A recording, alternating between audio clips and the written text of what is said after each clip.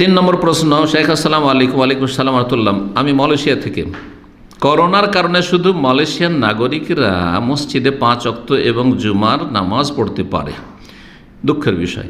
কিন্তু দেখি নাগরিকদের পড়তে দেওয়া হয় বলছেন, কিন্তু অনাগরিকদেরকে পড়তে দেওয়া হয় না। কিন্তু অফিসের কাজ সবাই মিলেই করি, অফিসে সব একসাথে। কিন্তু যারা বিদেশি নাগরিক, আসলে বিদেশি কথাটি আছে, বিদেশি নাগরিকদের পড়তে দেওয়া হয় না, অফিসে একসাথে কাজ করি। এই বিষয়ে আমাদের করণীয় এবং আপনার মতামত আশা করছি। যেহেতু এটি রাষ্ট্রীয় বিষয়, তা যদিও অন্যায় তারা করছে, সেখানে করার কিছু নেই।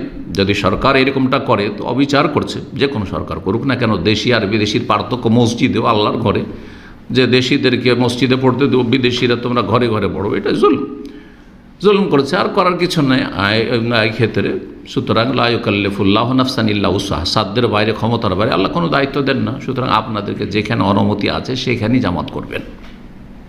তখন আপনার বাড়িতেই, বাসাতে, ব্যাচেলার 4-5 জন 10 জন এক রুমে থাকছেন, ওখানেই ছোট ছোট জামাত করবেন। সব রুমে রুমে জামাত করবেন, নিজের নিজের ভিলাতে জামাত করবেন। অথবা একটা রুমকে মুসাল্লা বানিয়ে নেবেন, যে ওইখানে আমরা গোটা বিল্ডিংয়ের লোক জমা হবো, আর আমরা এইখানে করে সালাত আদি জামাত করবো, এইভাবে আদায় করবেন। জি, ফাত্তাকুল্লাহ মাস্তাতাতু, সূরা তাগাবুন আর বলছে যথাসাধ্য, আল্লাহ আপনাদের ক্ষমতাতে এটাই আছে, ওইটাই করবেন, যথেষ্ট।